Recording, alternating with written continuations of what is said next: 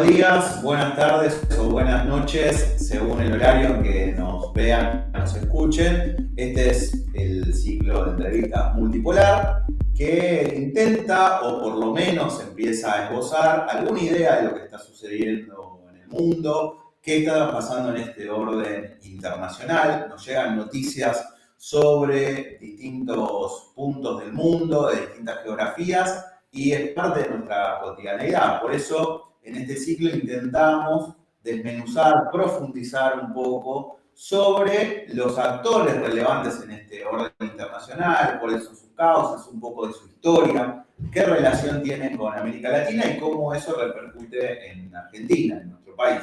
Por eso, en esta ocasión vamos a seguir profundizando, vamos a trabajar, ahora lo vamos a ver mejor, sobre el caso de China. Pero bueno, Vasco, ¿cómo andás? ¿Cómo estás, Gonzalo? La entrevista de hoy, y justamente siguiendo esta línea de ir viendo los actores y poder entender un poco el fenómeno chino, hoy lo invitamos a Gustavo Girado. Buenos días, Gustavo, ¿cómo estás? ¿Qué tal? Buenos días. Gracias por llamarme, para convocarme. Bueno, muchas gracias también vos por estar acá con nosotros.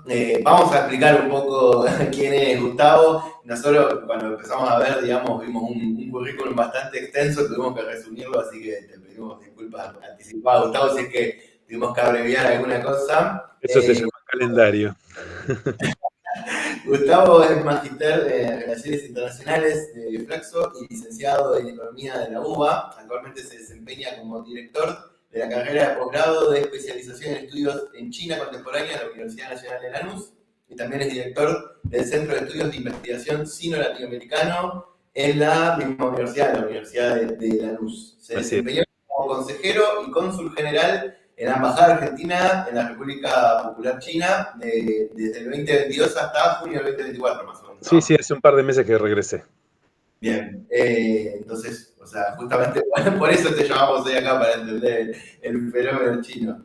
Bueno, tiene estudios de especialización realizados en Japón, en la ONU CEPAL, es autor de 4 libros: Un mundo made in China, Tecnología China, Independencia e Innovación, que se fue editado en China y en Estados Unidos, Cómo hicieron los chinos, ¿no? Que es un libro que hace una pregunta, que lo tenemos acá presente, el que leímos en la semana para ir a hacer la tarea, y Comercio Argentina hacia Pacífico, una carrera de obstáculos. Acá tenemos el de Un mundo made in China, también los 2 libros. Previamente fue profesor en la Escuela de Estudios Orientales de la Universidad de El Salvador y en la Universidad Nacional de La Matanza, consultor en los Ministerios de Economía, de Agricultura y de Relaciones Exteriores en el proyecto OKITA 2, que es un acuerdo argentino-japonés, y coordinador del proyecto del BID sobre Asia, Pacífico, China y Argentina. Esa es un poco la presentación reducida, porque había mucho más de lo que investigamos nosotros, pero bueno, muchas gracias, Gustavo, por estar, y hablando dejo a Gonzalo, que va a iniciar el ciclo con la primera pregunta. No, y bueno, y también bienvenido otra vez a Argentina, ¿no? O sea, está recién llegadito hace un par de meses. Claramente es uno de los docentes, de los investigadores que más claro tiene en la cabeza, por lo menos de la China reciente, y aparte por haber estado viviendo allá y trabajando allá. Entonces, Gustavo, para empezar así y romper el hielo, siempre empezamos las preguntas de este ciclo preguntando sobre el orden internacional actual, ¿no? Entonces, te queríamos preguntar cómo ves, cómo describís la situación global actual y qué rol tiene China en esta situación, ¿no? de este orden mundial en el que vivimos. Bueno, gracias por la invitación, les reitero, gracias por el resumen que hicieron. Entiendo que es trabajoso, pero bueno, es lo que se mostró. Bueno, sí, para romper el hielo es medio, es una pregunta picante. Yo me dedico al tema de economía internacional y relaciones internacionales hace muchos años. Y era más fácil entender lo que pasaba unos años antes. Así que, para empezar, yo creo que hay un lío bárbaro, para ser llano.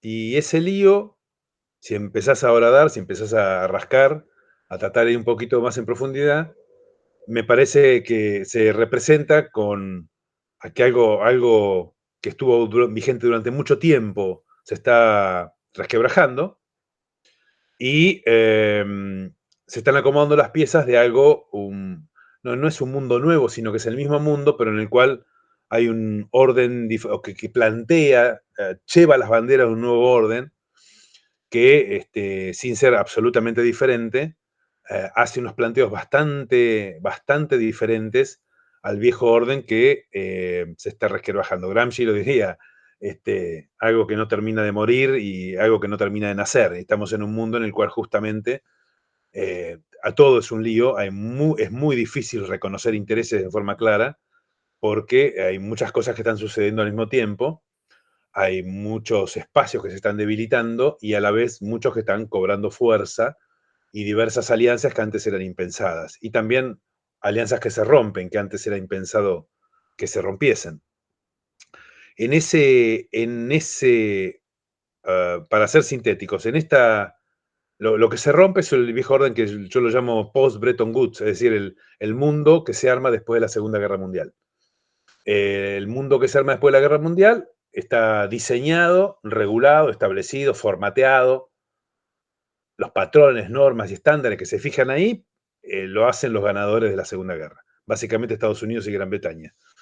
Con algunos pocos aliados, pero básicamente ellos. Y adentro de ese orden que se establece, que se gestiona, comienza a gestionar, toda esta institucionalidad de la Segunda Guerra, que el Banco Mundial, el Fondo Monetario, las mismas Naciones Unidas, y toda una parafernalia impresionante de instituciones que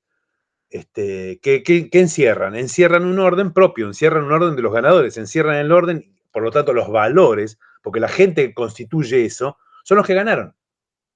Y entonces todo ese mundo no incluye los valores, los intereses, no contiene, no solo a los que perdieron, sino a Oriente, porque Oriente no era importante. Es decir, no hay valores japoneses porque habían perdido la guerra, no hay valores coreanos porque entraban en la división entre Corea del Norte y Corea del Sur, entraban en guerra civil, y no estaba contemplada China porque China retomaba la guerra civil que había suspendido, y entre el 46 y el 49 retoma la guerra civil. Entonces, Oriente no está en esa institucionalidad. Bueno, esa institucionalidad rige el mundo en sus reglamentos durante 80 años, y eso ya no funciona. Se ve en el destrato, en el despropósito que tienen para con los que fuimos proveedores, digamos, de ese nuevo orden, o en ahora viejo orden, y en la importancia que cobran las economías de Oriente, que hoy son las más dinámicas del mundo.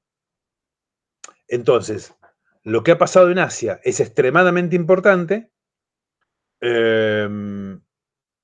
muy especialmente desde la década del 70 del siglo pasado hasta acá, y de todo lo que pasó han emergido una serie de economías tremendamente dinámicas, con características muy diferentes a las empresas y a los regímenes de orden del capital que regían aquí en Occidente, y dentro de todos esos nuevos actores aparece uno que es muy novedoso, porque sus características son diferentes, que es la República Popular China, que hoy tiene espaldas suficientes para hacer oír su propia voz en toda aquella institucionalidad que no contiene sus intereses. Entonces, Occidente, como todo lo viejo que no quiere morir, no le permite modificar las reglas de juego, entonces el sistema financiero internacional no quiere reformatearse, el sistema mundial de comercio no quiere reformatearse, todo lo que China y Oriente pretende cambiar, Occidente no se lo permite, entonces China tiene la suficiente fuerza como para crear su propia institucionalidad. Y aparecen no solo los BRICS, sino que aparece el Banco Asiático de Inversión e Infraestructura, aparece la Organización de Cooperación de Shanghái, aparecen entidades regidas básicamente por el interés de Oriente, y ahí emerge China claramente, con China como epicentro. Algunas de esas instituciones son más grandes y más importantes y tienen más dinámica que aquellas de Occidente que estuvieron vigentes hasta acá, por ejemplo, algunos de estos bancos que te mencioné, o el nuevo Banco de Desarrollo a cargo de Dilma Rousseff, en Shanghái, ese banco es más grande, digamos, que el Banco Mundial, por poner un ejemplo, o el Banco Asiático de Inversión e Infraestructura, que tiene más, digamos, es más importante que el Fondo Monetario Internacional. Esa institucionalidad, te decía, le sirve a China para desplegarse con sus intereses sobre el resto del mundo, porque justamente esta es la etapa en la cual China se despliega sobre el resto para, como hemos conversado en otras oportunidades, convertir su crecimiento en desarrollo. Convertir su crecimiento en desarrollo es una tarea de las cuales muchas economías no pueden dar fe, es muy difícil ese proceso, así como es muy difícil crecer, es muy difícil hacer que no se cristalicen situaciones desiguales, es muy difícil hacer que el ingreso se distribuya de forma más homogénea. Bueno, China consigue romper esa cristalización histórica, porque su modelo de desarrollo es diferente, y ese está muy enraizado con cosas que pasaron en Asia previamente, con fuerte influencia occidental. Lo que China hace es diferente.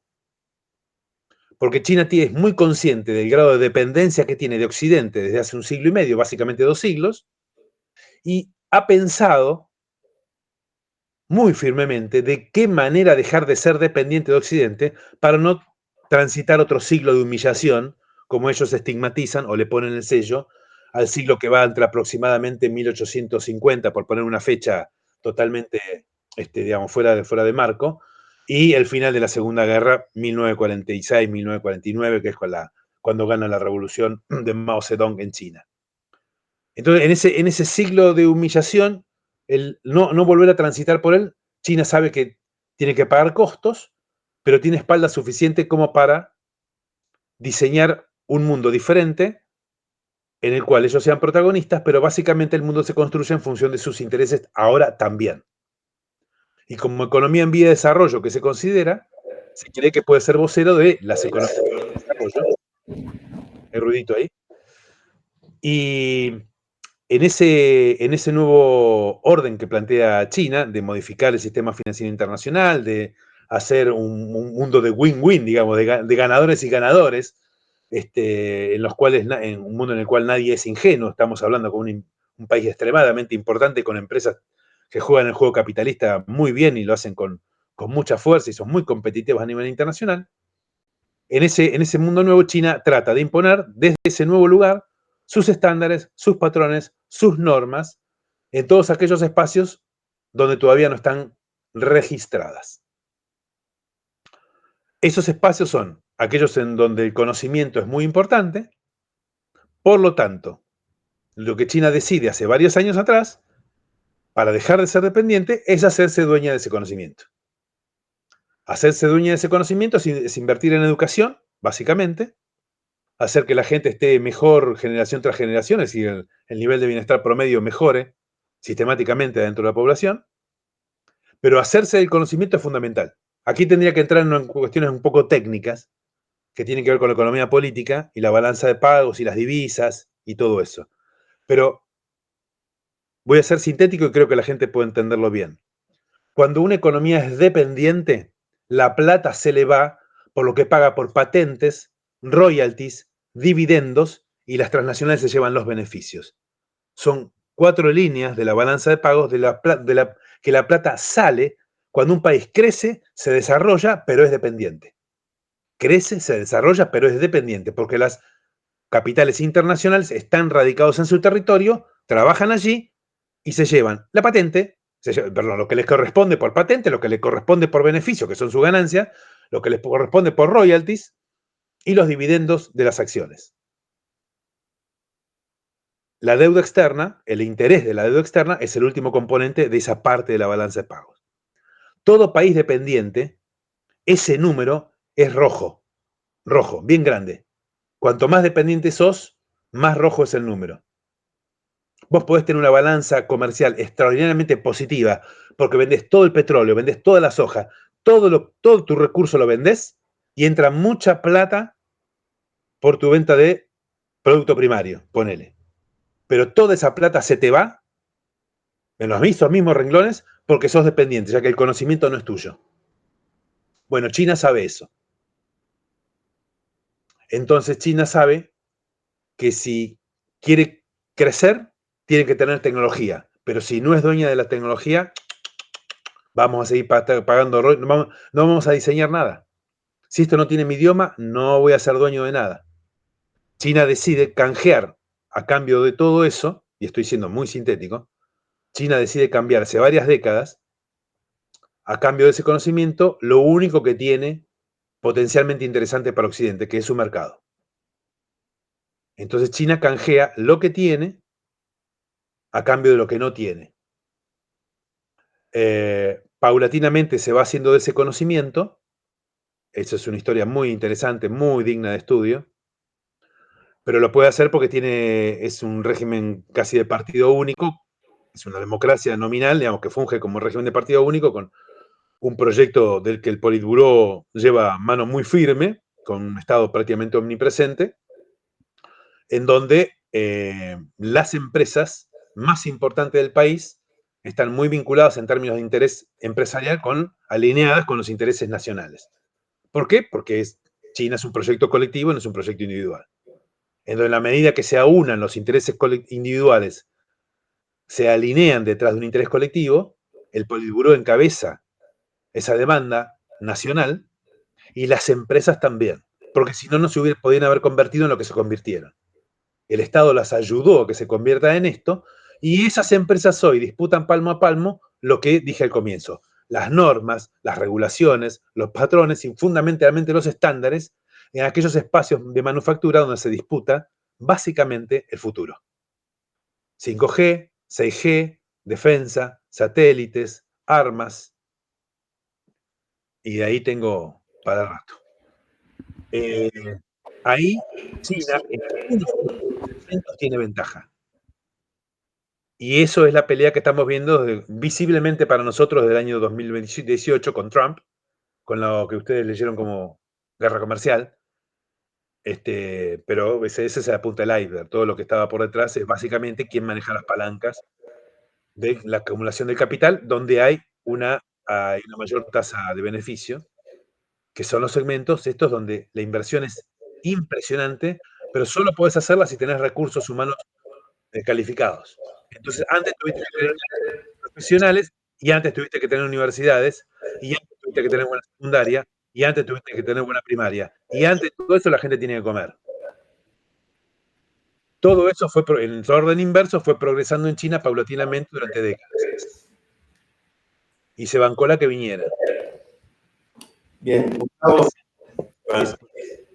te queríamos ahí preguntar un poco, ahí mencionaste vos lo de la disputa por los estándares y patentes. Queríamos que expliques también un poco esto que habías mencionado ahí medio al pasar, al final, pero también hay algo que se menciona bastante, a veces es un primer pedido, y después por otro lado hay algo que se menciona bastante en los medios, que es que para referirse a la relación, a la disputa entre China y Estados Unidos, se utiliza el término nueva guerra fría, ¿no? O una guerra fría del siglo XXI, así, y yo vi en varias entrevistas que vos sos bastante crítico de esa idea. Entonces también un poco cómo describirías vos la relación y la disputa entre Estados Unidos y China, si no es una guerra fría, y también considerando que Estados Unidos en sus últimos documentos de Estado ya menciona a China como un enemigo, e incluso las principales fuerzas de Estados Unidos, bueno, ni hablar de Trump, pero lo ponen a China como el enemigo, lo Sí, cual sí. es un lenguaje marcial, digamos, un lenguaje de guerra, por decirlo de alguna manera, ¿no? Entonces, ¿Sí? si no es guerra fría, ¿qué es esa disputa y qué es esa relación? Esa es la segunda pregunta, además de esto de los estándares y patentes que te preguntaba al principio, para explicar un poco mejor. Sí, como bien decís, para el Departamento de Estado, China es el enemigo a vencer. Ya ahora es explícito. La historia es un poquito larga, cómo empieza, cómo va expresándose esa disputa. Y para el gran público, para la tribuna, esto tiene un color de disputa comercial. Pero vos me preguntaste por lo de Guerra Fría. guerra se la llama fría porque no hay armas en forma visible, no es ostensible, se brinda entre las sombras, no es pública, más allá de la literatura o de los medios, pero la gente no está quién ganó tal o cual batalla diariamente, sino que esa guerra se da en los niveles más altos, justamente disputándose, hoy sería información, pero en su momento eran posiciones geopolíticas estratégicas para poder tener en pleno muro de Berlín una ventaja por sobre el rival. Y se la llama fría y la literatura le puso ese mote justamente porque no se andan tirando cañonazos. Pero ahí, para marcar una ligera diferencia, o para empezar con una ligera diferencia, ahí vos tenés dos bandos casi equivalentes en muchos sentidos, que eran la ex Unión Soviética y por otro lado los ganadores de la Segunda Guerra, con Estados Unidos y Gran Bretaña como los puntales del lado occidental, disputándose la supremacía no solo deportiva en las Olimpiadas, sino disputándose la supremacía satelital, a ver quién llegaba primero a la Luna, quién desarrollaba y quién obtenía mayores méritos en los avances, quién hacía a su población más feliz. En un lado acumulaba el capital del privado y en otro lado acumula el capital del Estado. Esa guerra era de iguales y ambos tenían espacios de influencia geopolítica muy importantes por sobre su espacio soberano inmediato. La diferencia con lo que sucede ahora es infinita. Es tan grande que no amerita casi el hecho de que se le ponga el mote de Guerra Fría. Primero porque con un poco de esfuerzo e imaginación estás hablando de una disputa entre una economía muy desarrollada como es los Estados Unidos de Norteamérica y una economía en vía de desarrollo que podríamos ponerle en mote a la República Popular China. Segundo, no necesariamente son dos modelos de acumulación exactamente diferentes, ya que el mercado está presente en ambos, especialmente en Estados Unidos. Hay multinacionales de ambas banderas. Pero más importante es que vos tenés a una economía de esas dos que tiene presencia militar en todo el resto del mundo prácticamente, y lo que suele hacerse es una analogía, bueno, una analogía no, pero una imagen, que si vos tomás un globo terráqueo y pones una luz, una lamparita prendida donde hay una base militar norteamericana o británica, el mapa del globo terráqueo se te ilumina por completo porque prácticamente no hay un espacio geográfico en todo el planeta Tierra que no tenga presencia militar británica o norteamericana. En cambio, lo apagás y pones una bombita encendida donde haya presencia militar de la República Popular China y fuera de su frontera solamente tenés en el Cuerno de África, en Djibouti, una estación.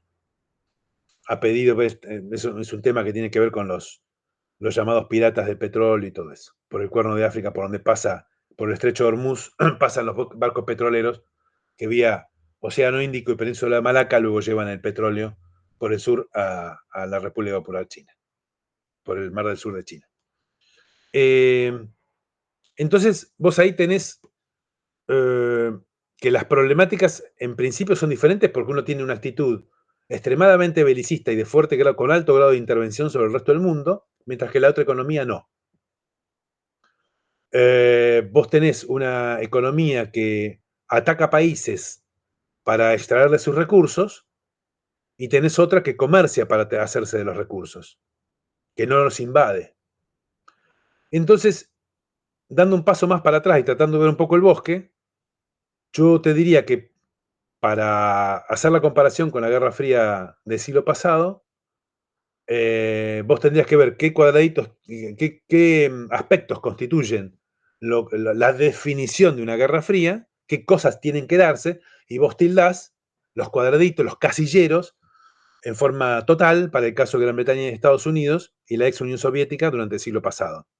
Pero si vos hoy pones Estados Unidos y la República Popular China, vos no tildás prácticamente ningún casillero para el caso de la República Popular China. Porque encontrás que sus características y sus comportamientos no se corresponden en absoluto con lo que es un contrincante de los Estados Unidos en el tiempo moderno, digamos. Por ahí digo yo que no va en Guerra Fría.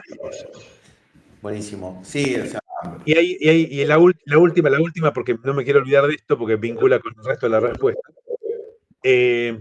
La forma de hacer las cosas antes era una en la cual las economías trataban de tener todo la producción se hacía en formato vertical, decimos los economistas, es decir, las partes de los productos se hacen en una determinada economía, y cuanto mayor concentración de la producción había dentro de un espacio nacional, esa economía se autoabastecía de ese producto porque todas sus partes se hacían allí.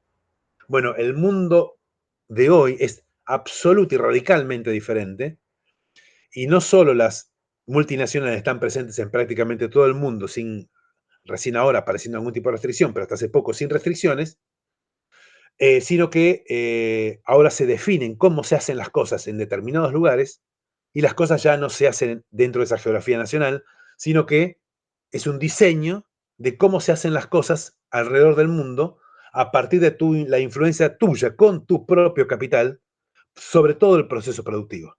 Entonces hay una interdependencia tan grande en la manufactura hoy, en la producción de manufactura y de servicios, pero especialmente en la manufactura, es tan grande el grado de interdependencia que no podés pensar en que el mundo se divida tan sencillamente porque las cosas deberían dejar de hacerse, gran parte de ellas.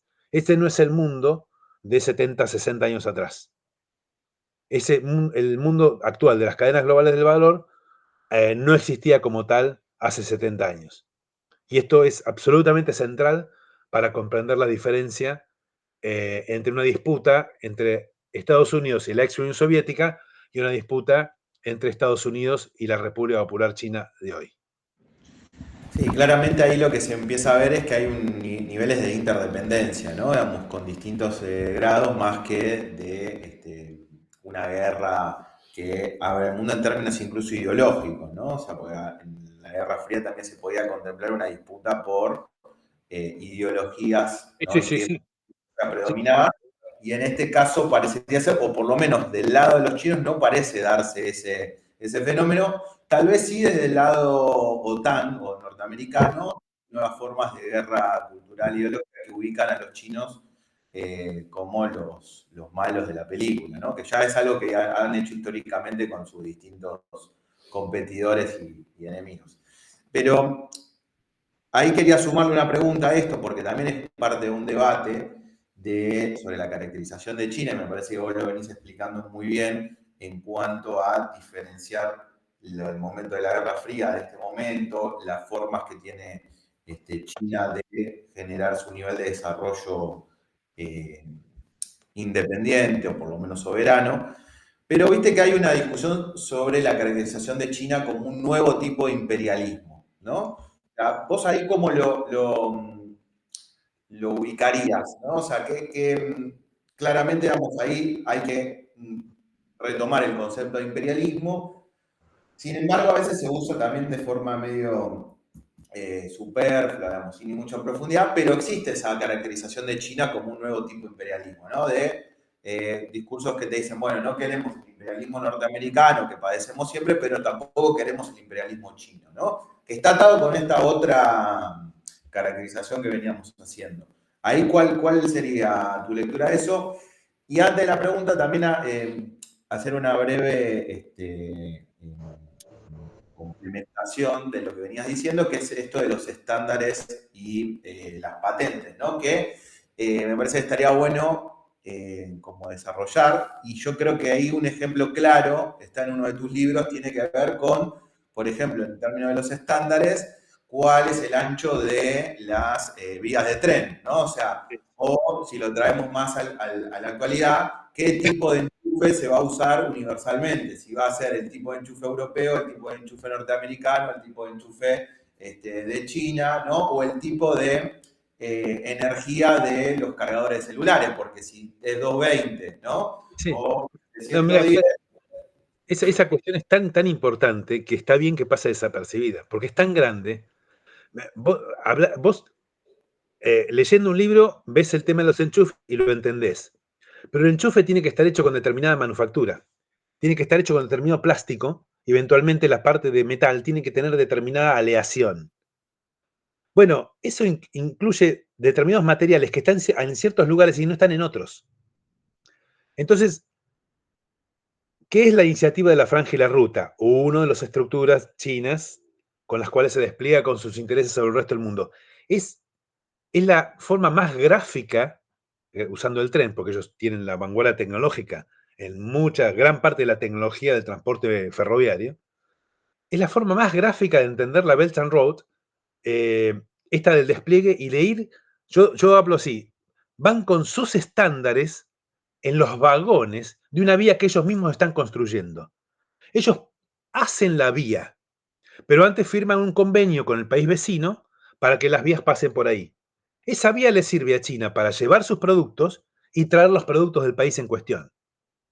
Para llevar esa vía contratan gente del país en cuestión, con el cual estoy vinculado políticamente, al cual le doy un préstamo eventualmente para que me pueda pagar las vías. Por lo tanto, empezamos a responderte la primera parte de tu pregunta. Pero a eso vamos a ver en un minuto. Terminamos con lo de los estándares. En esa vía, los chinos ponen la locomotora que es 89% producción nacional, con tecnología del motor, hecha por la pintura de la locomotora. Bueno, van con todo eso. Y una vez que en los vagones, los tornillos que juntan las chapas de los vagones, o las maderas si son antiguos vagones, de esos trenes de carga, tienen determinadas características. Y luego, el país en cuestión de tu vecino tiene que tener la misma traza para poder hacer circular sus vagones por los mismos rieles. En la trocha tiene que ser la específica para tus vagones, y esos vagones no tenés otra alternativa que o comprárselos a China o adquirir la tecnología y conocimiento de China, que es una forma, por supuesto, así como le hicieron a China hace 80 años atrás, es como China ahora, con sus vecinos, a través de la iniciativa de la Franja y la Ruta, se despliega con sus intereses e interviene en aquellos lugares donde la infraestructura escasea, la tecnología escasea y el financiamiento escasea. Son estos tres variables: la oferta exportable china, excedente; la oferta exportable china, tecnología, infraestructura y financiamiento. ¿Qué carecen el Asia Meridional, el Cáucaso Meridional, que carece toda Latinoamérica y especialmente África? De esas tres variables de las cuales China abastecen en exceso. Y justamente es nuestra demanda insatisfecha. Ahí tenés un match de complementariedad extraordinario. Ahora, vos no le podés decir que el motor sea el Rolls Royce, no le podés pedir que el avión tenga cohetes británicos o norteamericanos. No, no, no. Mirá, es nuestro o de nuestros aliados. Así como te comiste 150 años de la parafernalia del hemisferio norte, mirá, nosotros te damos esto: esquemas de financiación más conveniente, tenemos un servicio de postventa muchísimo mejor que te pueden ofrecer de arriba, no tenemos nuestra empresa situada en tu territorio, así que no te estoy tratando de invadir, no te estoy vendiendo nada para que ataques, y estoy haciendo todo esto para que vos termines vinculándote más estrechamente en términos económicos y políticos conmigo. Yo lo necesito y a vos también te conviene. Dicho esto, le aparece la Belt and Road Initiative como un gran proyecto político a través del cual China trata de convenir una suerte de alianzas políticas a partir de las cuales gana espalda. Ganar espalda es tener respaldo político. Y ese respaldo político lo usa en función de sus propios intereses, justamente para poder, por ejemplo, hacer que los BRICS se constituyan en un elemento muy posible del sur global, como lo llaman ahora, de contendiente, por ahora solo político, en los espacios de definición de cómo se va a regir el mundo en lo que queda del siglo XXI.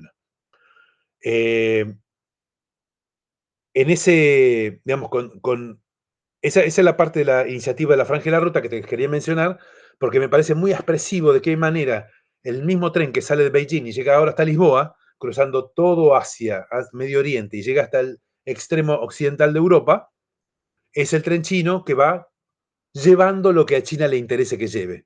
En el 2019 fueron remedios para que los italianos no se muriesen en más cantidad, por ejemplo, en 2020 con el tema del COVID-19. Esta forma de vincularse es totalmente novedosa y lo hace a partir de su propio conocimiento. porque esto antes no lo hubiera podido hacer porque el tren no era chino. Los rieles no eran chinos y la mecánica y el motor y la pintura no eran chinos. Ahora sí lo son. Entonces, es mucho más de lo que China lleva que el producto mercantil. También lleva sus intereses y fundamentalmente los valores encerrados en la forma de hacerlos. Por eso las viejas zonas económicas exclusivas que caracterizaron a China a fines de la década del 80 del siglo pasado, bueno, ahora vos las podés encontrar en ciertos países de África. ¿Por qué? Porque es una forma de hacer las cosas de las cuales China tiene mucha capacidad y experiencia, y ahora traslada como paquete cerrado esa forma de hacer las cosas a países que no tienen ningún grado de especialización para hacerlas. Entonces, las zonas económicas exclusivas, vos las podés ver con cierto tipo de materialización en ciertos países africanos, de manera tal que la presencia china crece en forma más rápida. No sucede así con Latinoamérica porque el grado de institucionalidad es relativamente mayor y hay una cierta gimnasia que todavía en África no se ha alcanzado. Ahí fui por el lado de no sé cuál de las dos preguntas me hiciste, pero... No, en realidad lo de los estándares era como para bajar un poco, por traer ejemplos concretos Ah, de los estándares, sí.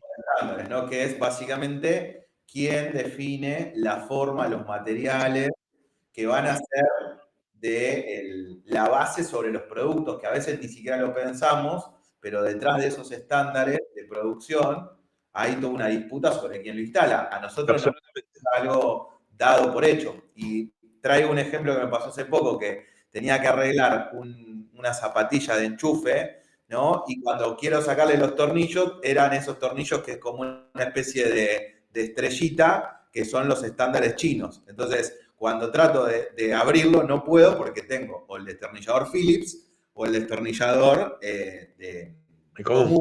El que nosotros decimos el destornillador común, en realidad es la tecnología y el estándar de Inglaterra, ¿no? Que es Claro. el que produce las tuercas y los tornillos, o incluso lo que conocemos como llave francesa, también está adaptada a un tipo de tecnología y un estándar europeo. Entonces, No, y con no eso solo eso, sino que lo que acabas de decir es Philips. Has usado la estandarización de una marca o de origen holandesa, o cuando me decís lo otro, que es de una marca británica. O si así hablamos es. de una Gillette, por ejemplo, ya la marca se impone como el nombre del producto. ¿Querés más estándar que eso? Así es. O sea, cosas, de hecho, fíjate que cuando le decimos pasamos un destornillador común, ¿no? Ya lo tenemos tan internalizado, la estandarización, que no es el destornillador tal, ¿no? Así que eso para traer un poco cuando nos referimos a los estándares, que es justamente parte de la disputa Sí, de sí. lo actual, ¿no? El mayor espacio de disputa son los semiconductores, que justamente son una tecnología que está presente, que son los chips, ¿no? Que están presentes en todo producto moderno, todo producto contemporáneo, en todo producto del futuro, hasta que algo nuevo se descubra o se realice materialmente. Pero es tan específico y tan característico de altas concentraciones de capital que la disputa más grande se da en semiconductores, al punto tal que la eventual problema de una invasión de China continental sobre la isla de Taiwán está específicamente planteada por Occidente como el intento de hacerse de TSMC, que es la mayor fábrica de semiconductores del mundo, de capitales taiwaneses. Eh, que básicamente el resto del mundo depende de alguna fábrica coreana, japonesa, holandesa especialmente y taiwanesa, y muchas norteamericanas y muchas chinas. Pero China ahí corre con desventaja de hace unos años y de ahí viene la explicación de la guerra comercial que comienza en el 2018. Pero esta disputa se da justamente en semiconductores, que son los chips. Hoy por hoy todo aparato de defensa y todo vehículo automotor eléctrico los usa en cantidad, las computadoras ni te digo, los celulares y todo aparato de comunicación, todo dispositivo de comunicación los usa. Hablamos de nanómetros, hablamos de medidas que son casi invisibles para el ojo humano. Sí, son invisibles para el ojo humano en ciertas características. Y lo hace muy pocas empresas, en algunos casos solo una, en todo el mundo, quienes lo fabrican. Por eso cuando las cadenas globales de producción tienen algún inconveniente por alguna guerra o por algún estrecho de Hormuz o algún problema, canal de Panamá o el canal de Suez, que se vuelca un barco, se cae algo, y dejan de transitar los barcos que llevan la carga con semiconductores, suben violentamente los precios de todos los aparatos de todas las cosas que se fabrican con alta tecnología en el mundo, porque carecen de insumos. La dependencia mutua es tan grande hoy, lo que hablábamos hace un ratito, es tan grande que cuando acontece algo como el COVID-19, que detiene el comercio internacional, las cadenas globales de valor pasan a ser, se destruyen, digamos, porque dejan de ir las partes de productos de un lado a otro, entonces se para la producción global de muchas cosas que requieren que transiten por distintas economías hasta alcanzar su forma final. Cuando eso sucede, los problemas en la producción son muy altos. La excusa del señor Trump para encarar fuerte la guerra comercial en su momento fue justamente que la problemática con el comercio internacional los hacía dependientes a ellos. Es decir, Estados Unidos es dependiente porque justamente muchas cosas le llegan a Estados Unidos o hechas de afuera completamente o como insumos, pero vienen de afuera, no se hacen en Estados Unidos. Bueno, eso son políticas norteamericanas de las décadas anteriores por conveniencia del capital. Bueno, simplemente ahora se pagan las consecuencias de haber dejado de tener el conocimiento de compartirlo. Entonces todos los queremos tener, porque sabemos la importancia que tienen, excepto los que no invertimos en educación, como nosotros. Gustavo, te quería preguntar, en un momento vos mencionaste cuando decías esta diferencia de por qué no pensar, ¿no? En términos de una guerra fría a esta situación actual, digamos, y la relación entre China y Estados Unidos y el conflicto. Decías en un momento, bueno, también estamos hablando de un país desarrollado y un país en desarrollo, mencionando Sí. a China.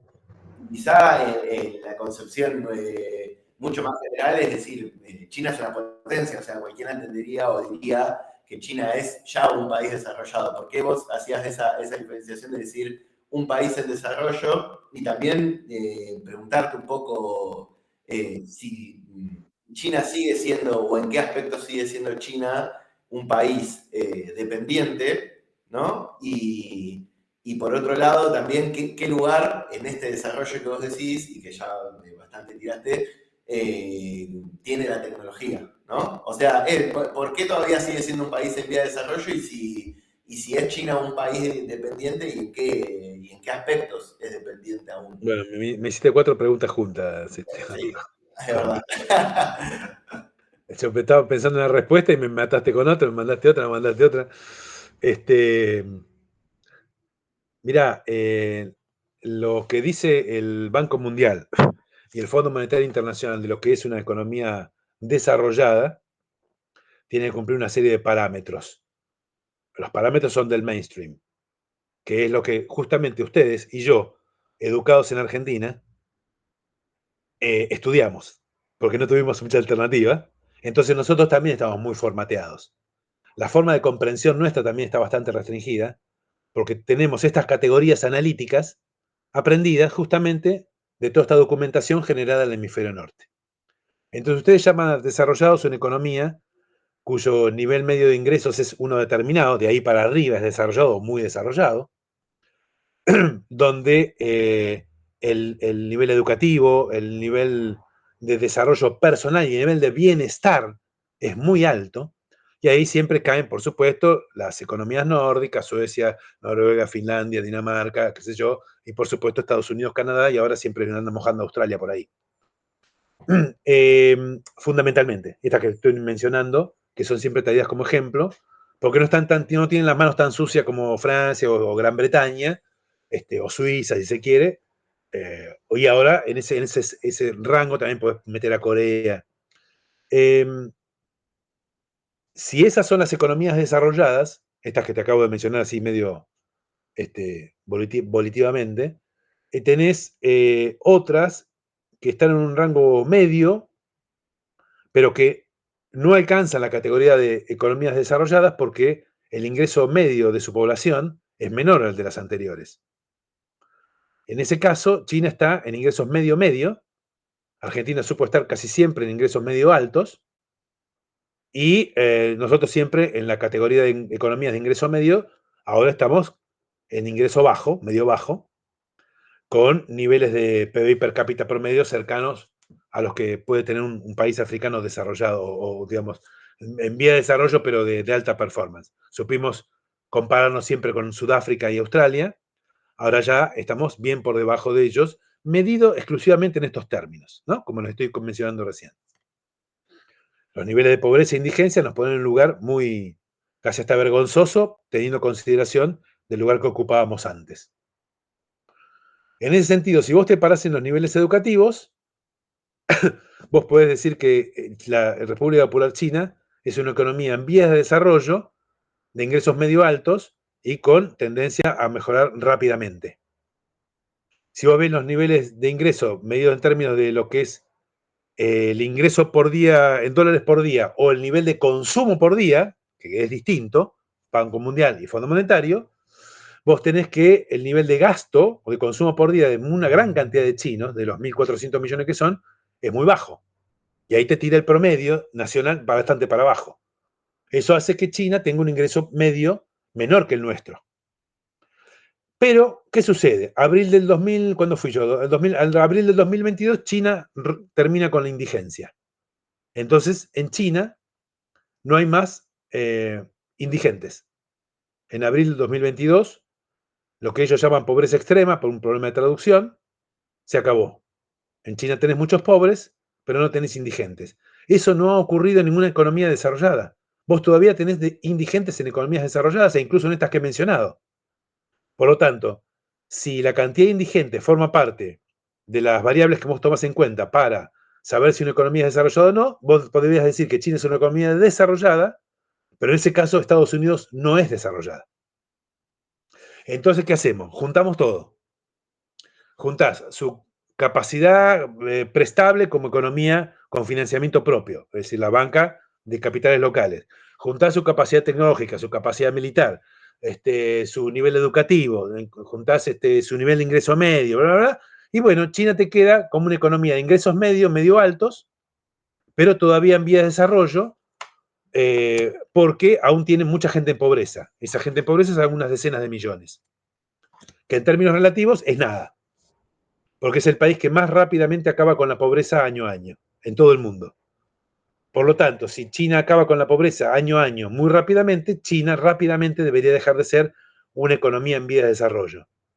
Pero lejos está de pueda ser comparada en su nivel de bienestar promedio con la vida de los suecos, los dinamarqueses o la gente que vive en Montreal o que vive en Quebec. Porque en términos promedio, la calidad de vida, esto último que te nombré, es mucho más alta. Pero estamos comparando una ciudad con el segundo país más grande del mundo, atrás de Rusia. Entonces, hagamos las comparaciones como corresponde. Si haces el promedio nacional, China es una economía en vía de desarrollo, porque mirando el mapa de frente, su parte occidental no tiene una frontera definida, es desierto, tienen gente en pobreza importante, necesitan infraestructura, necesitan asistencia estatal, el partido está muy presente, se trabaja mucho, pero no hay indigentes porque han acabado con la indigencia. Pero hay mucho trayecto por recorrer todavía. En el Tíbet también. Ahora, si vos te restringís al nivel de vida en Beijing, al nivel de vida en Shanghai, al nivel de vida en Shenzhen, al nivel de vida en Hangzhou y al nivel de vida en algunas ciudades muy emblemáticas de China, muy famosas por los edificios, y lo comparás con San Francisco, Nueva York, Washington, Boston y no sé cuántas ciudades tan lindas e importantes tiene Estados Unidos, bueno, son muy equiparables. Son muy equiparables. Y los servicios son mejores en China, en todas estas que te mencioné. Y tal cosa, no, esas cosas también son mejores en China. Bueno, entonces, si yo me restringo a eso, la economía, esas ciudades de China son economías de primer nivel mundial, muy desarrolladas, y en algunos casos te hacen sentir que en Nueva York es una pequeña villa, digamos. En algunos momentos vos en Shanghai y en Beijing te encontrás con espacios muy sorprendentes.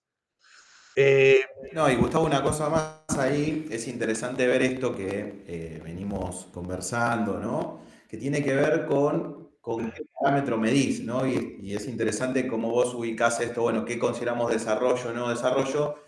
Por supuesto. porque además los chinos tienen sus propios parámetros, ¿no? Ellos hablan como de una sociedad medianamente acomodada, ¿no? Como un Claro, objetivo que es, bueno, no queremos una sociedad de lujos o nuestro parámetro de éxito no es este nivel de consumo, de consumismo individual, sino que hay una serie de servicios que más o menos toda la población pueda tener salud, educación. Hay otra concepción también de lo que implica la calidad de vida, ¿no? absolutamente. No te puedo, bueno, ahí estuve viviendo un par de años, no te puedo explicar las cosas de diferencia que hay y lo difícil que es transmitirlo acá y lo callado que me he vuelto una vez que regresé, salvo cuando me hacen una entrevista larga. Pero el saber estar allá te hace callar un poco, porque acá hablan abiertamente y ponen blanco y negro en 2 minutos porque necesitan la respuesta rápida y cuanto peor estemos, más rápido vamos a exigir la respuesta. Acá es un gas de buzo, digamos, esto es, nada dura nada y por eso las dificultades que tenemos, incluso hasta para debatir, como me comentaste al comienzo con lo de Guillermo Moreno, y otros. Ese tipo de cosas nos revela en una peor situación, porque ni siquiera estamos parados en un lugar desde el cual podamos aprender o desde el cual podamos discutir abierta y tranquilamente sobre qué camino es más conveniente para nosotros seguir. Bueno, te iba a decir algo respecto de eso, pero déjeme déjame tirar este tarro de pintura sobre la pared blanca para que chorree. Yo no sé chino mandarín por una decisión personal de hace muchos años, soy una persona grande que debería dedicar mucho tiempo si yo quisiera saber bien chino mandarín, entonces decidí no de ese tiempo usarlo para otra cosa.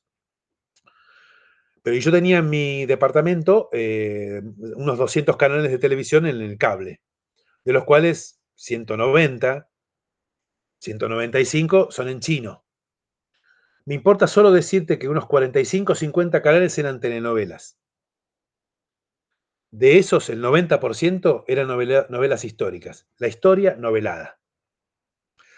Ustedes tienen que ver, porque posta tenés que verlo, no es algo que yo te pueda transmitir, porque tenés que ver todos los días, pasar canal por canal y ver de qué manera la historia de China se les intenta llegar con novelas románticas, con novelas históricas, levantando el perfil de algún héroe nacional o mostrando miserias de héroes, digamos, mostrando generalmente la mejor parte de cada uno, pero mostrando todo el tiempo la historia de China para nunca olvidar de dónde vienen los abuelos de esta generación. Todos los nenes, todas las mamás, todos los abuelos están viendo las telenovelas que les cuentan cómo fue la guerra contra el Japón, cómo fue la época imperial y cómo fue el siglo de la humillación que padecieron en manos de los ingleses, franceses, españoles, japoneses, rusos, donde se los aplastaban abiertamente y por millones, de a millones. Eso está presente todos los días desde el aparato cultural del partido y su sistema de comunicación con la población. De la misma manera, como 2 o 3 veces al día, la municipalidad me mandaba un mensaje, un SMS a mi celular en chino, donde me dice cómo está el tiempo, cómo me tengo que cuidar de no solo las estafas cibernéticas, sino que no tome tal tren porque ese tren se encontró esa mañana una persona con COVID, entonces ese tren que trate de evitarlo, y me dan muchos consejos para la vida cotidiana en China, y no por ser extranjero, eso lo recibían todos los chinos al mismo tiempo.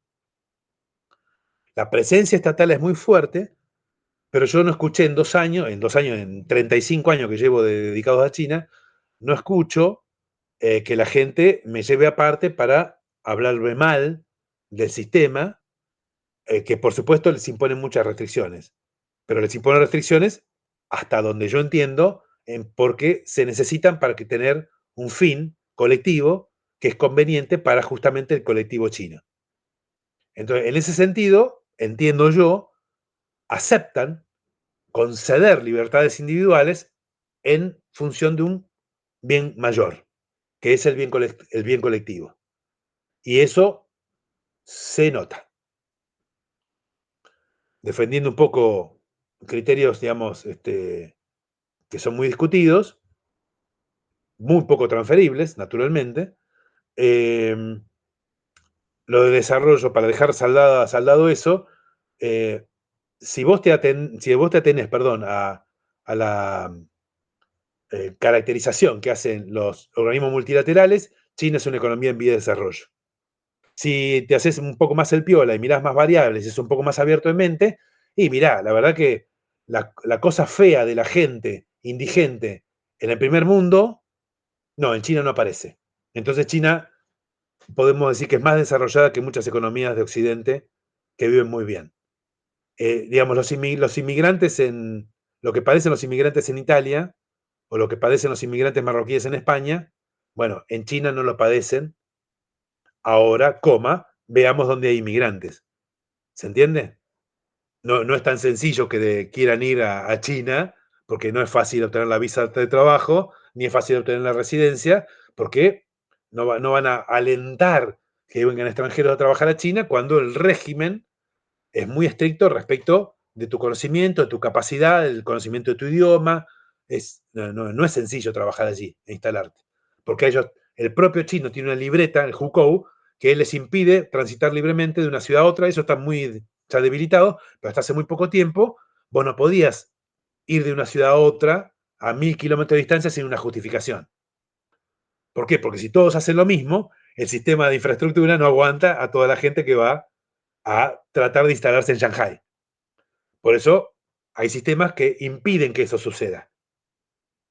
Ahora la gente puede transitar libremente, pero no podés comprar la casa. Sos un pequinés, viviste en Pekín, naciste en Pekín, te criaste en Pekín, estudiaste en Pekín, ¿querés comprar casa en Shanghái? No podés. No podés. Nadie puede comprar casa en Shanghái si no sos de Shanghái. Bueno, con eso, entonces todas las problemáticas de la burbuja inmobiliaria, bancaria, las deudas, todo eso tiene que tener otra forma de ser abordado, así como la categoría de desarrollado o en vía de desarrollo.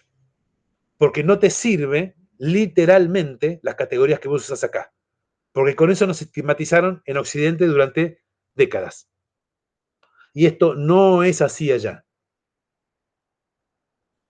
Sí, claramente ahí podríamos introducir otros conceptos también, ¿no? Que tienen que ver con el colonialismo epistémico, con formas que tienen que ver con la interpretación de la realidad, que claramente están siendo utilizadas desde los países, ¿no? Digamos, dependientes o incluso subordinados a determinadas potencias, que nos hacen ver la realidad propia con los ojos de esos otros, ¿no? Digamos, y claramente esto pone en discusión y abre esas perspectivas para pensar cómo entendemos el desarrollo, cómo entendemos el bienestar, qué entendemos por éxito, Claro, claro, claro. ¿no? Porque Sí, una serie de el, conceptos. el- el famoso PBI per cápita, digamos que es la única medida que todos aceptan, medida en términos de PPP, de paridad de poder de compra. Bueno, China tiene un PBI per cápita alto, porque en términos de paridad de poder de compra es alto, ya que la gente no tiene que gastar mucha plata en comida, no tiene que gastar mucha plata en servicios sanitarios, educación, porque eso es prácticamente gratuito o es muy fácil de acceder. Todos acceden.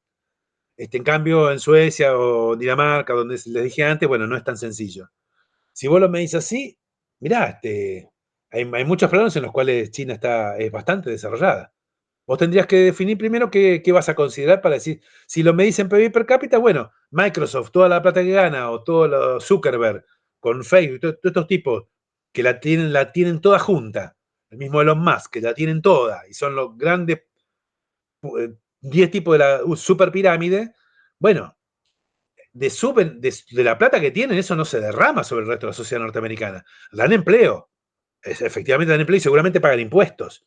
Pero no es que su riqueza, esa que acumulan tanto que yo no sé dónde está, sea un beneficio asequible a todos los norteamericanos. Entonces, si ellos declaran sus impuestos y vos dividís esa riqueza en términos de toda la cantidad de población que hay en Estados Unidos, uy, qué alto es el PIB per cápita de Estados Unidos.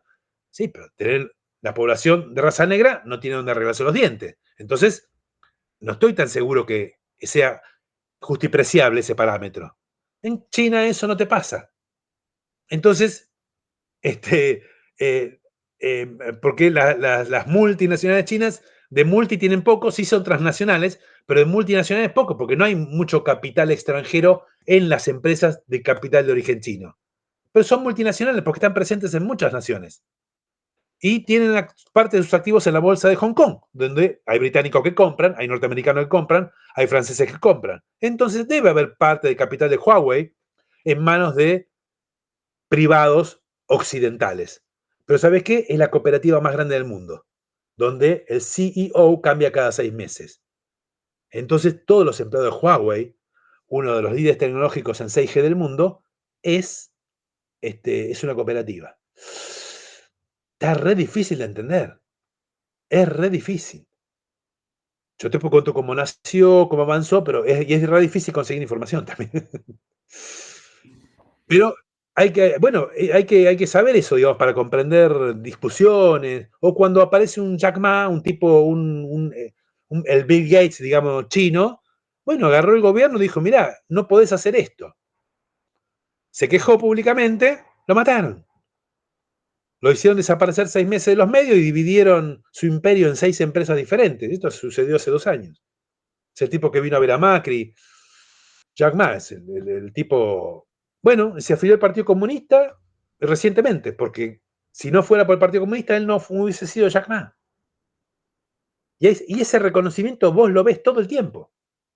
No existen las grandes corporaciones si no fuese sido por el proyecto colectivo del Politburó. Pero entonces no son comunistas. Y no, en esos términos no lo son.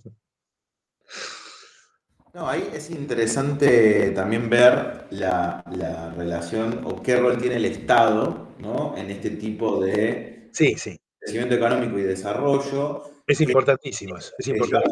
O sea, justamente estamos en un momento, por lo menos en Argentina, donde hay un discurso, ¿no? Anarcocapitalista, una denostación del Estado, una idea de que mientras menos Estado, el mercado, entre muchas comillas, no puede desarrollarse sin trabas. Sin embargo, estamos viendo que las principales economías en el mundo, con estos niveles de sociedades medianamente acomodadas, ¿no? Con vivienda, con salud, con acceso a servicios, no siguen ese patrón. Es más, podríamos decir que incluso China logra este lugar en el mundo y este nivel de calidad de vida en la sociedad, justamente yendo en contra de todos esos paradigmas y esos parámetros, y hasta incluso podríamos decir que lo que se pone como ejemplo, como contraejemplo de China, como es el caso de Singapur, que el presidente argentino lo pone en la tapa de su libro, ¿no? Como ejemplo de el capitalismo, anarcocapitalismo, justamente está más relacionado a un modelo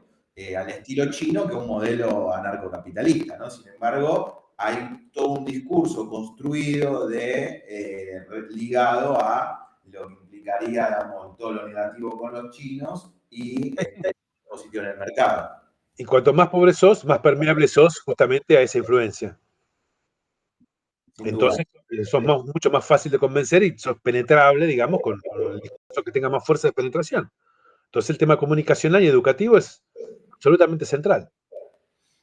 Y ahí quería como sacarte brevemente a los límites de China para hablar un poco de esto, ¿no? El tema brevemente sobre Singapur, ¿no? Digamos, en relación también con China, de cómo se han logrado el desarrollo económico a partir de un modelo de desarrollo. Y también algo que hablamos la otra vez que tiene que ver con esta imagen del Tíbet, muy traído desde las películas, pero que se habla muy poco de el nivel, ¿no? De desarrollo, de educación, etcétera, que existe. Y entiendo que vos también estuviste por estos lados. Si podrías ahí como comentarnos un poco también de lo que pudiste ver, digamos, y de tus visitas, también es muy ilustrativo para desmontar estos discursos bastante simplistas que se arman en torno a China, a la relación con el Estado y en relación a otros países que se usan de Sí, dos cosas. Primero, yo trabajé varios años, bueno, no tantos, pero varios, en la unidad analítica Asia-Pacífico del Ministerio de Economía a mediados de los 90. 94, 95, 96, 97, 98, por ahí. Trabajé con gente muy capaz que me enseñó mucho de todo esto, y con gente más joven, yo tenía la edad promedio, que creció mucho también en estos temas. En ese momento es que me permitieron ir a estudiar a Japón política comercial y política industrial, y después fui a Taipei a estudiar política de promoción de exportaciones. En el 97 fue esto. 96, 97. Y entonces el modelo asiático de desarrollo, digamos, era mi eje, ¿no? De estudio en esa época. Yo tenía los 30, estaba transitando la década de mis 30. Se habla Ahora, aquí mucho se habla mal y se miente más. Sinceramente, para mí es como que no vale casi la pena dar debate, porque no hay alguien que quiera discutirlo. Vienen mentiras que se plantean como verdades, y frente a eso, ¿qué puedes hacer, digamos, frente a alguien que miente? Está muy difícil así, ¿eh? Está muy difícil esto, por esto que te estoy comentando. Es muy difícil cuando enfrente tenés a alguien que te manda una mentira como si fuera una verdad, y encima viene de la mayor jerarquía del Ejecutivo, de nuestra mayor jerarquía política, digamos. Em, el, yo tengo claro el modelo asiático y individualmente podría decirte algunas cosas, pero sí, por supuesto, lo de Singapur es un caso muy especial porque el peso de Singapur es político y es la puerta de entrada junto con Hong Kong de todas las mercancías que entran al Asia, al este de Asia. Y disputó siempre Singapur con Hong Kong quién es el más importante en ese rol. Singapur, y sin entrar en detalle, es un puerto que funciona 24/24 con 3 turnos de 8 horas. Pero funciona con luz artificial para que los trabajadores estén todo el tiempo trabajando como si fuera de día durante la noche. Como le hacen a las gallinas para que pongan los huevos, ¿vieron? Acá medio parecido, pero es porque el puerto no, cuanto menos tiempo el barco espera, el costo se reduce, ¿no? Ustedes no se los tengo que decir, la espera del barco para ingresar a puerto y descarga, o el puerto de tránsito, cuanto menos tiempo está esperando, menos costo tiene el embarque que lleva consigo. Y Singapur era el puerto de piratas, number one, y era el símbolo de la corrupción a fines del siglo pasado, perdón, ya a fines del siglo XIX, comienzo del siglo XX. Era el peor ejemplo de lo que había en Asia. Y ahí lo que ustedes conocen como mano dura, a los extremos inconcebibles, llevó eso a convertirlo en una sociedad de servicios, 3 millones de personas, donde no permiten la inmigración solamente para hacer el trabajo duro. Entran 500 filipinos para hacer un shopping y los filipinos no se pueden quedar, se los mandan de vuelta a casa. Ninguno se puede quedar. De Vietnam, de Camboya, Laos, Myanmar, Filipinas, la mano de obra más barata, Tailandia, van a laburar, pero terminaste el laburo y te echan. Entonces nadie puede quedarse estando ahí. Lo mismo sucede, y ahí vamos al ejemplo remanido, de si mascás chicle y lo tirás en el suelo y te pescan, bueno, hacelo en Occidente o en Buenos Aires, como la caca del perro, pero ya no lo podés hacer porque tiene un tremendo costo personal. Primero es una reprimenda y una multa, pero luego es encarcelamiento.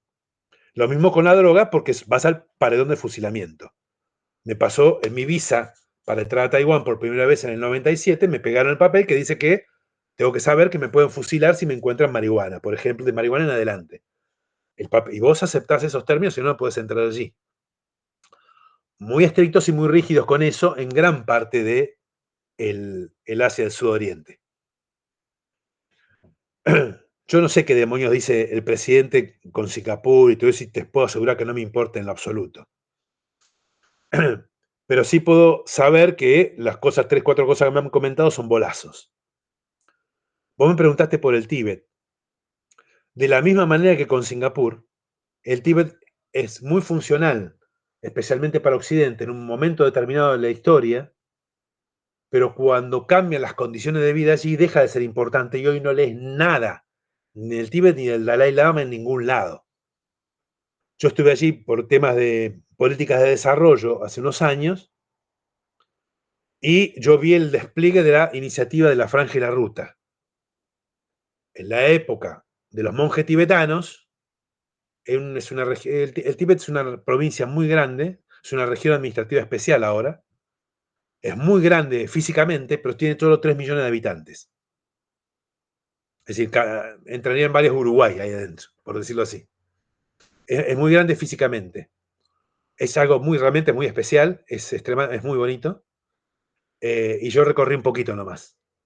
Pero ¿qué me importó? Que los británicos que estaban conmigo y los franceses que estaban conmigo me dijeran que los libros sobre el Tíbet eran de autoría francesa y británica, cosa que yo corroboré. Todo lo escrito antiguamente sobre esa zona son de autores británicos y franceses. Los británicos y franceses dicen, no, mirá, esto no tiene nada que ver con lo que nosotros conocimos, porque yo la conocí con un 93% de analfabetismo y con un casi 100% de grado de servidumbre de aquellas personas que no eran analfabetas. Los analfabetos trabajaban para los monjes, en los templos básicamente, y trabajaban en condiciones de semiesclavitud. Había muy pocos colegios primarios en un territorio gigantesco, un solo secundario y estaban prohibidas las universidades. Hasta que, por supuesto, nunca fue independiente, nunca fue república y nunca se discutió su pertenencia a lo que era el Imperio Chino, luego a lo que fue la República de China y finalmente a la República Popular China. Sí fue un territorio en disputa en términos políticos por la influencia británica en lo que era Nepal, porque es como el sucedáneo, estaban los... Inglaterra tenía, como ya saben, a la India, a Nepal por influencia indirecta, y todo Nepal fungiendo como mano de obra barata para los intereses británicos, y que se desplegaban desde Nepal por sobre el territorio del Tíbet.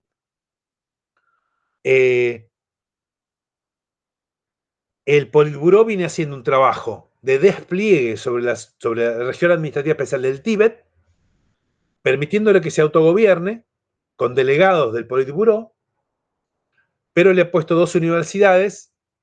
Ahora el alfabetismo es del 98%, por lo tanto un 2% de analfabetos, y hay un trabajo de hacer productiva todo el territorio con la gente del lugar, porque insisto, es un lugar muy alto, no te lo bancas fácilmente, tiene toda esta característica del lugar geográficamente especial, y es de donde derivan los grandes ríos de Asia que alimentan, digamos, a Vietnam, a Myanmar, todos estos grandes lugares de muy verdes y muy energéticos, mucha energía hidroeléctrica, pues son por ríos que nacen aquí en las alturas de la región del Tíbet.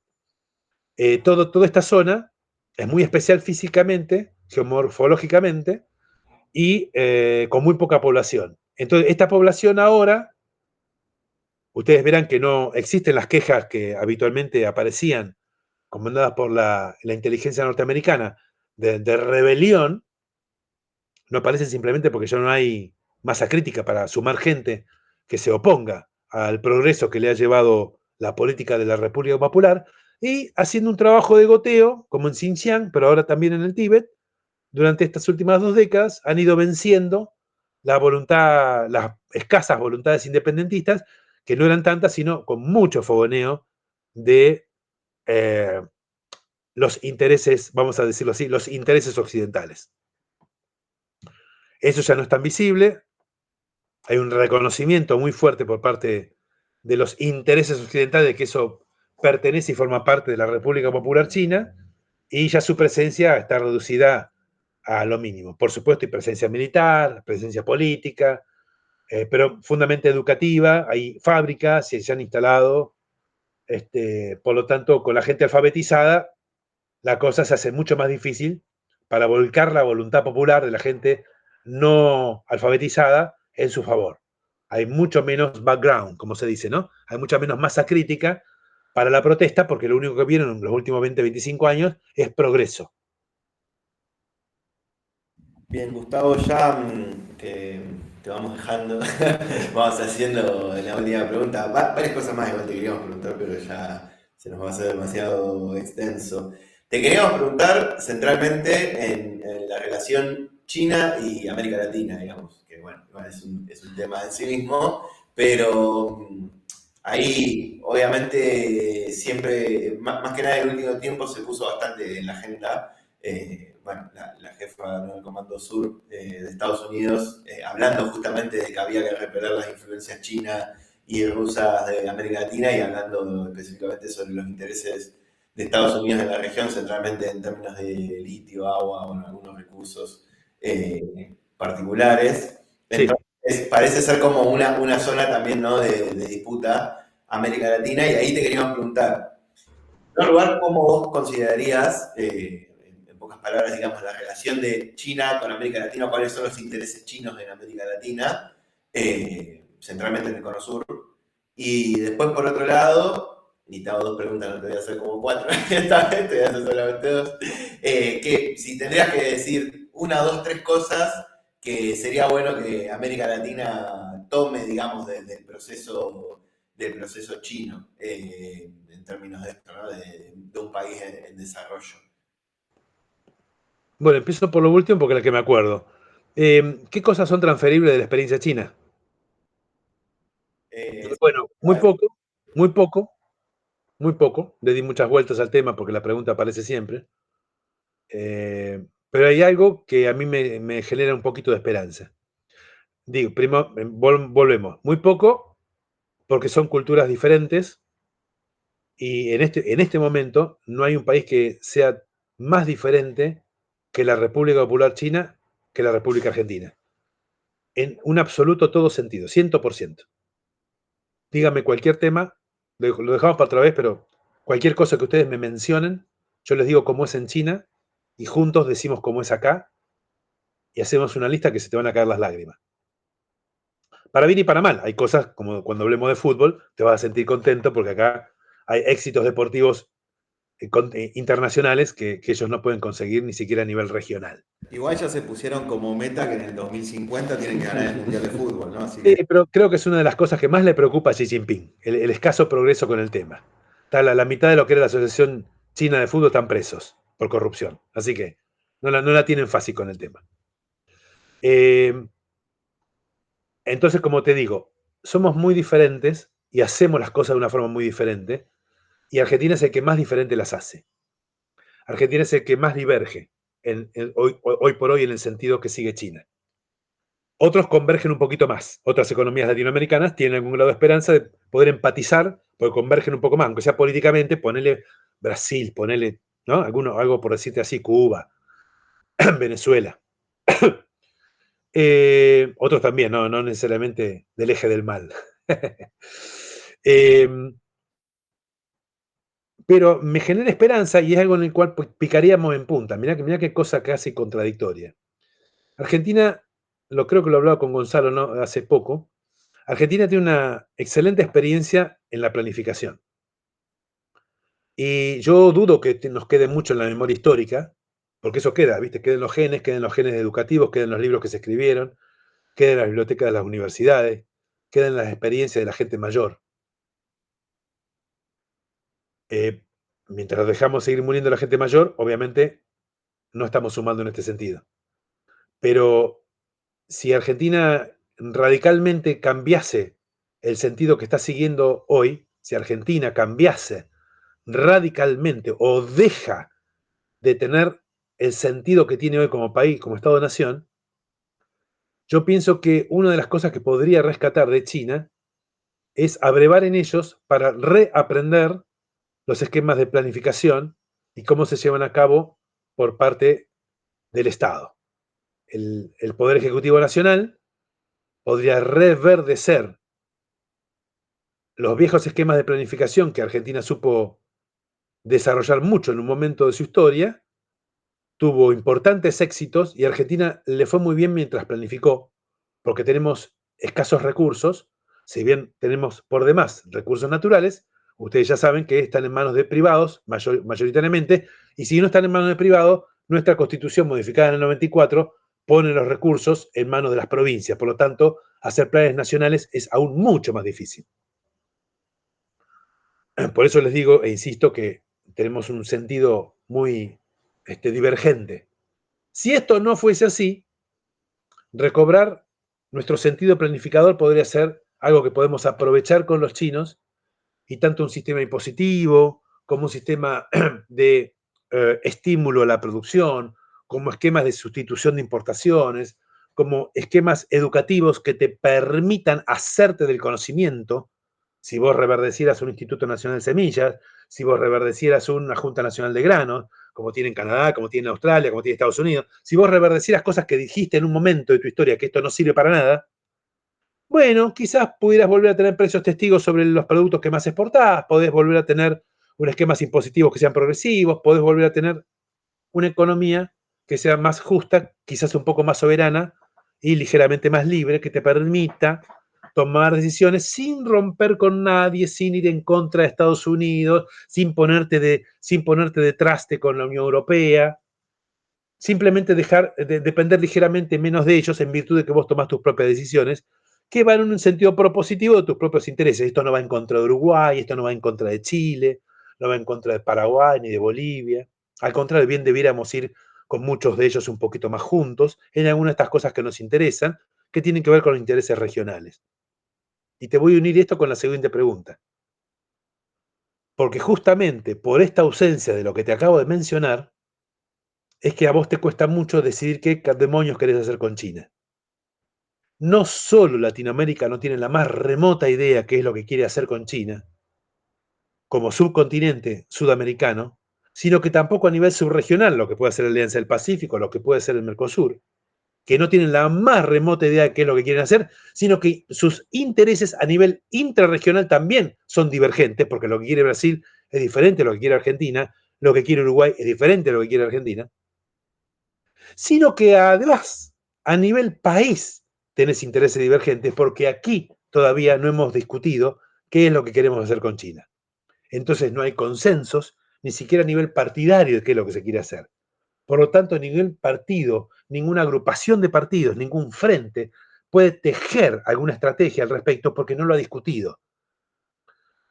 Cuando lo discutan, tejan estrategias y puedan tener una plataforma que le diga al país qué es lo que quieren hacer con China, quizás pueda hacer algo que pueda ser arribado a tus representantes políticos en el Poder Legislativo para que tenga la suficiente fuerza de hacer permeable el Ejecutivo y puedas hacer que alguna de tus iniciativas, mientras no sea gobierno, alguna de tus iniciativas permeen lo suficiente como para que por lo menos no se retroceda tan rápido.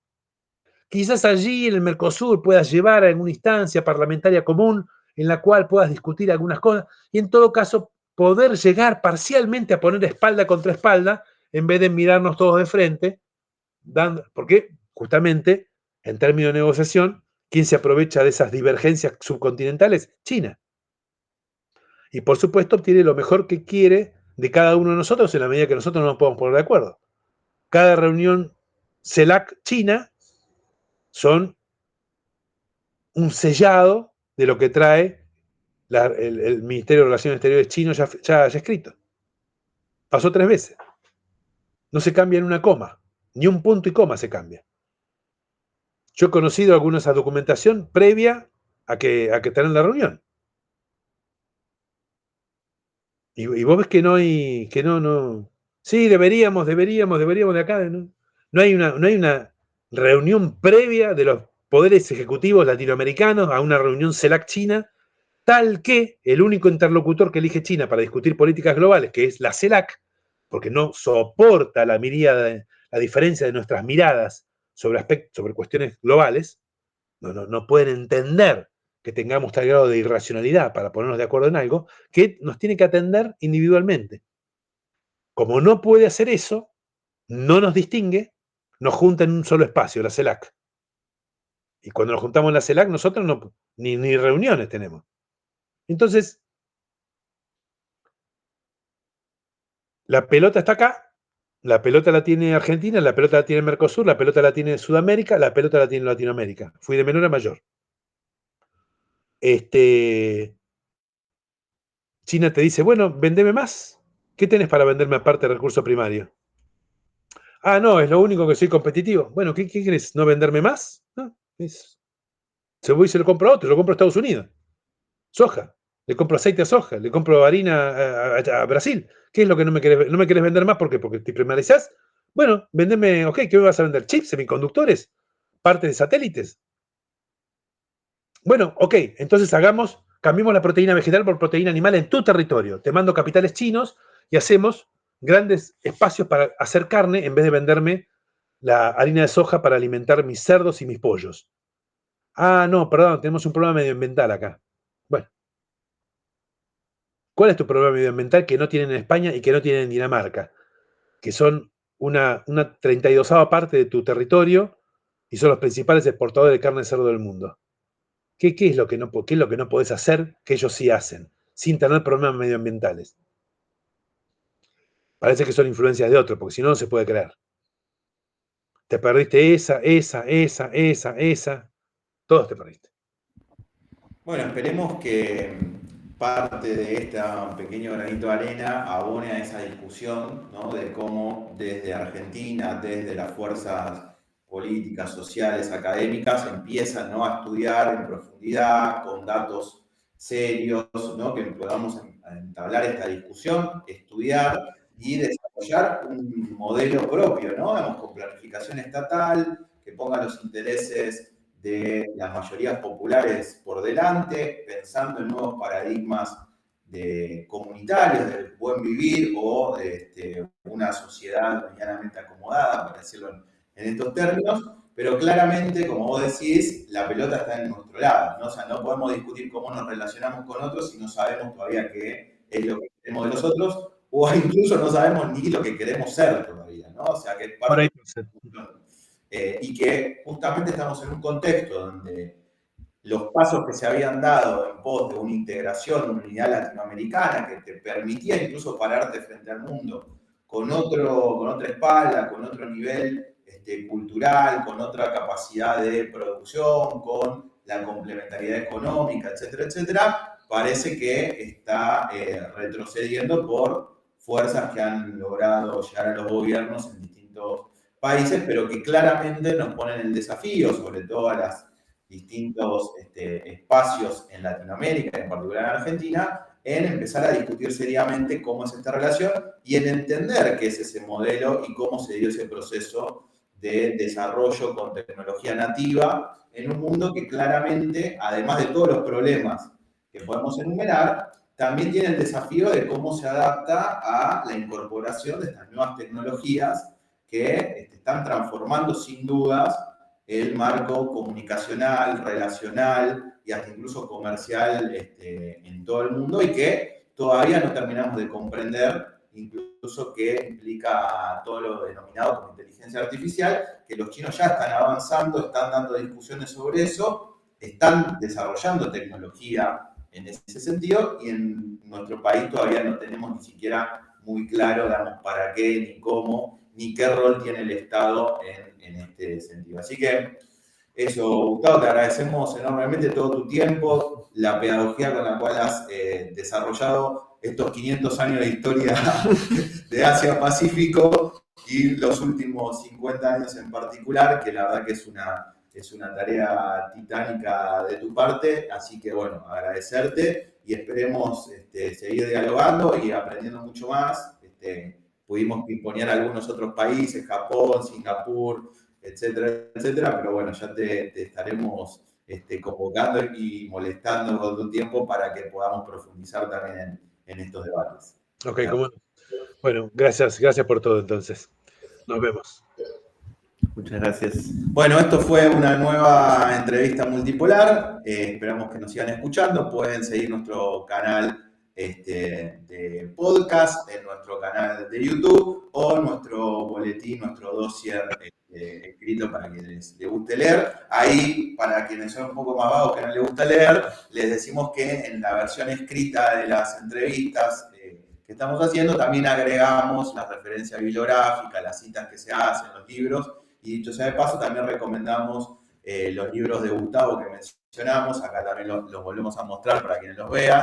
Cómo hicieron los chinos, ¿sí? Algunas de las causas del gran desarrollo del gigante asiático. Y un mundo made in China, la larga marcha hacia la creación de un nuevo orden global. También los materiales que están produciendo y que seguramente van a seguir produciendo desde la Universidad de Lanús, ahí con el centro de investigación que la dirige Gustavo. Así que, bueno, estas son nuestras invitaciones a seguir estudiando, a profundizar y a no caer en las lecturas simples sin ningún tipo de sustento. Muchas gracias y nos vemos, nos escuchamos o nos escuchan y ven en la próxima. Hasta luego.